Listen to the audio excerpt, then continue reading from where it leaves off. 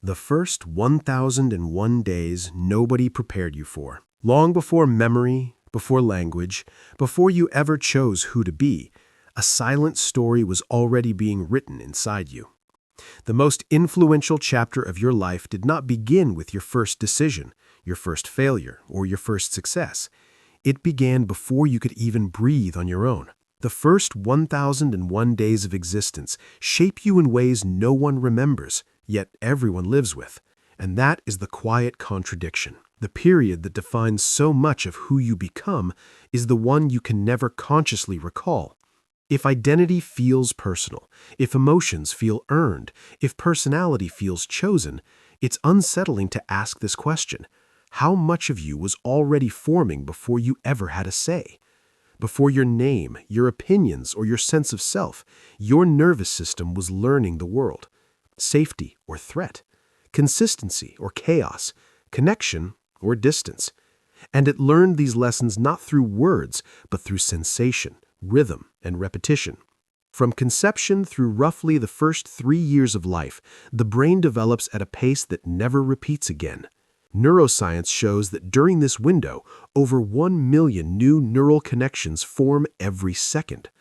But the brain is not just growing, it is prioritizing.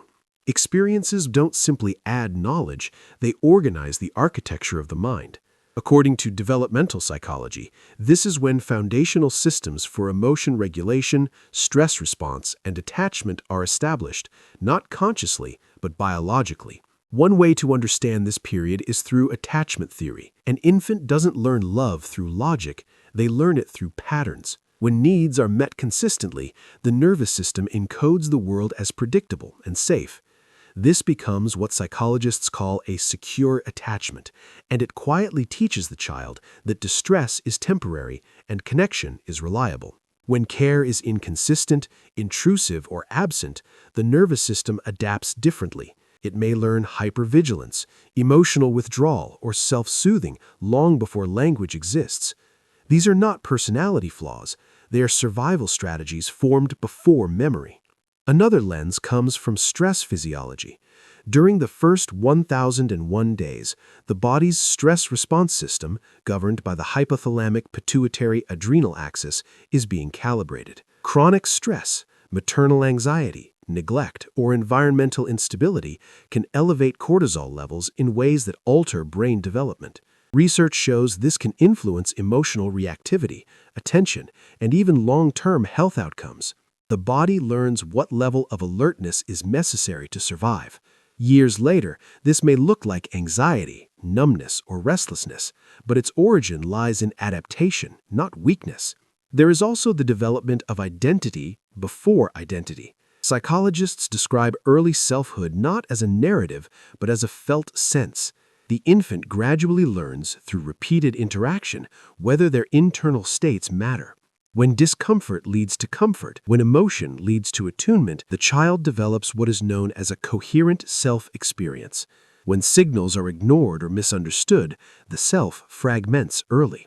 Later in life, this may feel like difficulty knowing what you want, trusting your emotions, or feeling real in relationships. What makes the first 1001 days so powerful is that nothing about them feels dramatic in the moment. There is no clear trauma required, no obvious harm.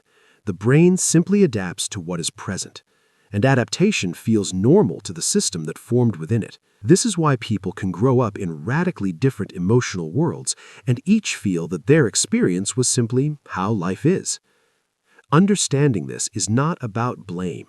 Developmental psychology is clear that caregivers operate within their own nervous systems, histories, and constraints. The goal is not to rewrite the past, but to recognize that much of what feels personal was once biological. Awareness doesn't change what happened, but it changes how you interpret yourself. The first 1001 days don't determine your destiny, but they do explain your starting point. And perhaps the most human realization is this: growth in adulthood is not about becoming someone new, but about offering your nervous system the safety, consistency, and understanding it learned to navigate without. When you begin to see yourself this way, curiosity replaces judgment, and that may be the first moment you are truly meeting yourself for the first time. If this perspective resonated, take a moment to reflect on what your system learned early and what it might still be protecting you from.